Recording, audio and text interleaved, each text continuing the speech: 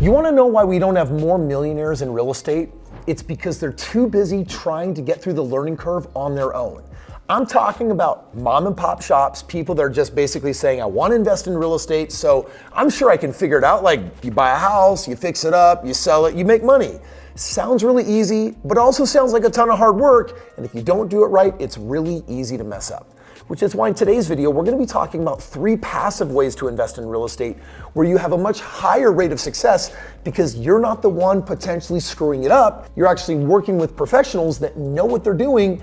And these are the top 3 ways that you can invest the most successfully without getting in the way. Clever Real Estate reports that 87% of real estate investors have regrets.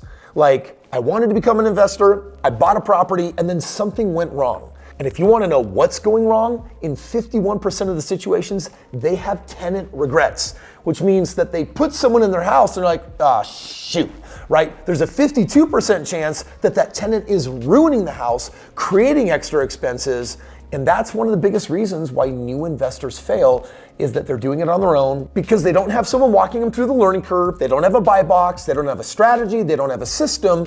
They don't have someone's experience to lean on. They're making classic mistakes, and before long, they become don't-wanters wanting to get out of the deal. So as a result, in today's video, I want to share with you 3 different ways to get into the game more successfully by being passive and leaning on other people's expertise. And the first way is called a REIT. It stands for a real estate investment trust. And REITs are companies that own, operate, and finance income-producing real estate. They provide a way for individuals to invest in large-scale income-producing real estate projects without having to directly buy or manage properties themselves. Now, REITs are typically structured as publicly traded companies that own and manage real estate assets. And they can also be private or non-traded public entities. Think of it a little bit like the stock market. If you wanted to buy stocks in Tesla, you would go to the New York Stock Exchange and you'd buy some shares of Tesla and then you're kind of in. Well, REITs are kind of the same way. You can basically go onto a stock exchange in most cases and basically buy up a part of that REIT so that when the professionals are out there investing, you have a chance to get in on the profits. Now, there's a few things about REITs that you want to know. The first one is they have forced income distribution. REITs are required to distribute at least 90% of their taxable income to shareholders in the form of a dividend. And those dividends could come monthly or they could come quarterly. But the bottom line is, if that real estate produces money, 90% of it is getting forced paid out to you. What's great about that is that your real estate doesn't just go up in value like on the stock exchange, but it's actually giving you a dividend, so you're receiving money. The second requirement for a REIT is that they have to do diversification. They have to own different diversified pieces of real estate assets in their portfolio. This requirement basically ensures that you don't just have a single asset class and a single building, but you actually have diversification from owning several different addresses. And then number 3, there's investment income. 75% of the income must come from real estate related activities. Hence, you're not investing in a business, you're investing in a portfolio of homes or properties. Now, there's definitely some advantages and disadvantages of REITs. So let's first talk about what's so great about them. The first one is liquidity, meaning if it's going to produce money, you're going to get paid out. And if you wanted to get out of the deal because it's publicly traded, someone else can come in and actually buy your share. So it's really great. Like, think about technically owning real estate, the huge hassle of like, wow, I have to prepare a property for sale, I have to fix it up or I have to do something to it. That's like a ton of work. But when it's someone else's job and people can just buy in and out of the REIT, it means that you have a high degree of liquidity. So for example, if you had put $30,000 into the REIT and then something changed in your lifestyle 2 years later and you needed to get it out, you can actually sell your ownership in that REIT and you can be done. And selling is a lot easier than selling a piece of property. Another advantages of a REIT is that to do the paperwork and come out with a REIT, it actually is a very expensive and long process. And you have to prove that you're a company that has some type of track record in that industry. So even though no one can vouch for a particular REIT or that it's professionally run, they're typically run by professional companies that do property acquisition and management and disposition of the property. I would say the other really big benefit of a REIT is that you might be able to get in with a small amount of money on a really big project. Like, what if they're doing a skyscraper skyscraper, or what if they're building out an entire master planned community, there's a chance for you to get in, and you don't need $20 million or $100 million. You just have a little bit of money that's sitting in a mega project. While REITs have a lot of advantages, there's also some disadvantages that you want to be aware of. And the first one is it's tied to the stock market, which means there may be some volatility with the publicly traded price. So literally in real estate land, if a house is worth $300,000 and you as a group of investors were working on a one deal, everyone would know it's worth $300,000. But the moment it's tied to a public market, if the public market goes down, then the perceived value of the REIT can also go down. It's not going to be as volatile as other stocks, but you do have some volatility. Number two, you have some dividend taxation. You receive dividends, you're usually going to be taxed at a higher tax bracket. And if you own real estate yourself, you can usually get out of those pesky taxes through writing off depreciation or having other write-offs or doing other things like a 1031 exchange where you can say, actually, I don't want to realize the profit, I want to transfer it into other projects. With a REIT, you lose out on some of those possibilities. And then you have management fees. There's a professional company, they're managing the portfolio, and they're going to charge you those fees. And normal fees are around 2% every single year. So just think after 5 years, that's 10% that's come back to them in the form of fees.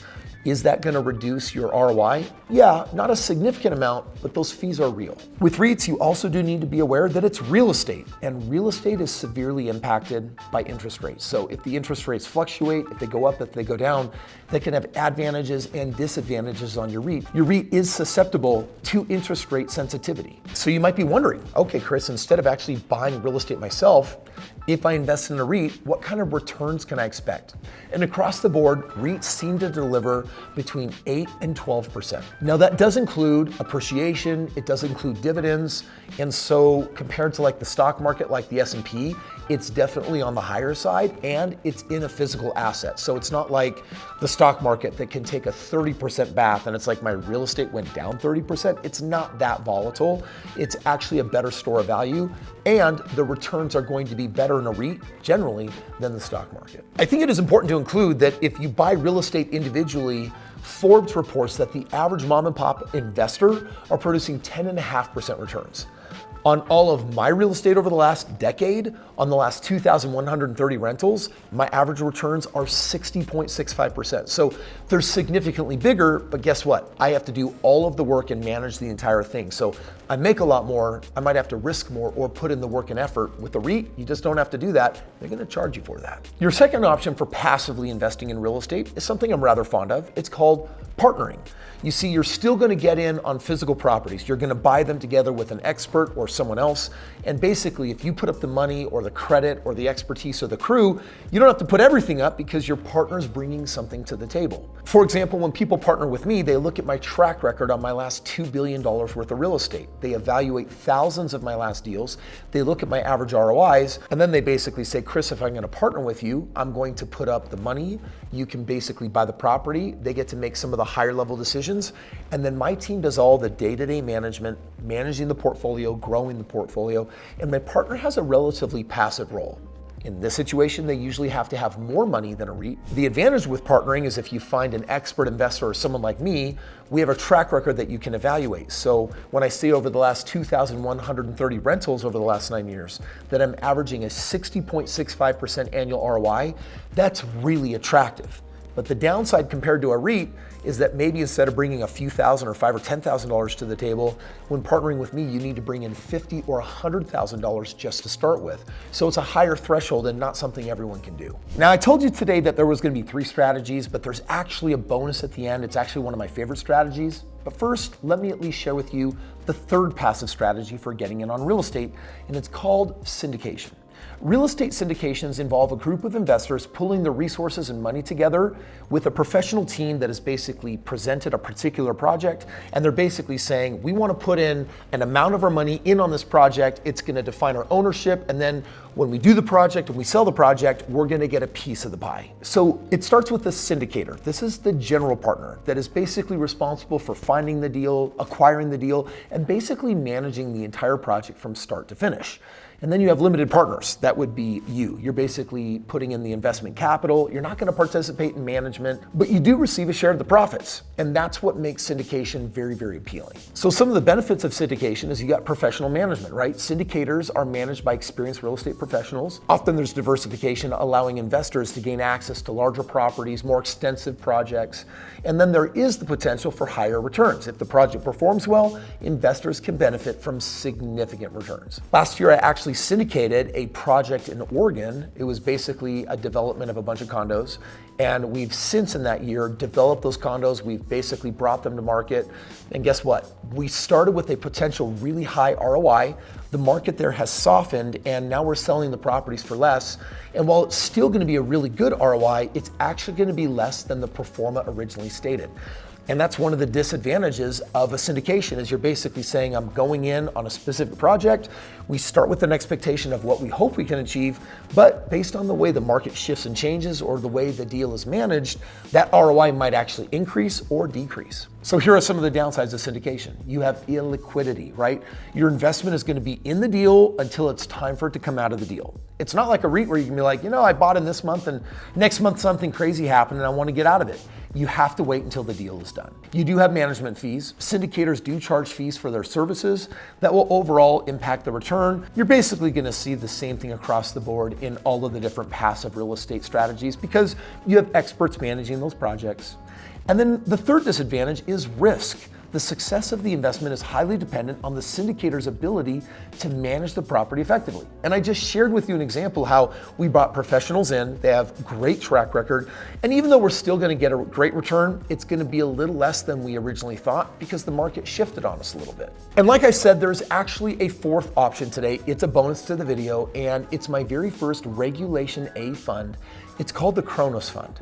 With this fund, anyone can invest in real estate because the minimum is $3,000. What I'm doing with this particular fund is doing what I've been doing for the last 20 years. I've got 9 private funds and I've built a lot of individual portfolios with people, and we've been able to create on thousands of properties a very significant ROI. I'm now taking all that track record, I'm throwing it all into a fund, and I'm raising $75 million to buy a bunch of single family homes that we're gonna rent out in the top markets, and then after 5 to 7 years, we're gonna sell them. We're gonna reinvest and double down on an even bigger batch of homes to accentuate the ROI, and a few years after that, sell everything off and then return funds to the investors. On the last fund project that I did, my average ROI was 29% year over year inside the fund. So it's a really great option for someone that says, I actually want to make a really significant ROI, but I actually don't have the money to go in and do this myself, nor do I want to. In my lane, I know where to buy. I know the top markets, and I know my buy box of where I'm going to produce the highest ROIs possible inside the country. Bottom line, the Kronos Fund is the simplest, easiest, and most passive way to partner with me in the game of real estate with being truly hands-off. And today we've covered a number of really great options for that.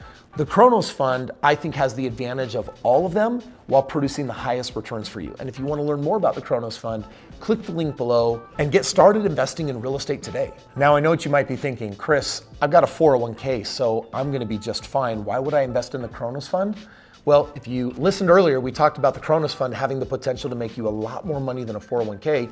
But if you don't actually really understand 5 reasons why a 401k is one of the biggest scams for your retirement, I want you to click right here and watch this video and let me educate you on the 5 things that you should know about 401ks that nobody does.